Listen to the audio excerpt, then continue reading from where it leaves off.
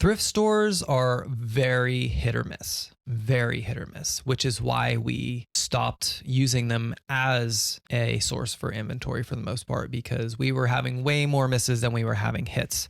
So that's kind of how we ended up at antique stores in the first place. So set your expectations accordingly. Thrift stores are a great place to check. I absolutely would recommend checking them as often as you can, but you never know what you're going to find. There's a very high chance that you won't find anything, but it also depends on what you're looking for. We focus more on glass, brass, and stone pieces, but there are also other vintage items that we don't really have the knowledge of that, they could be worth something, but we just don't know. So maybe there's something that is more in line with what you are trying to sell that you would have better luck at a thrift store. So definitely worth checking out.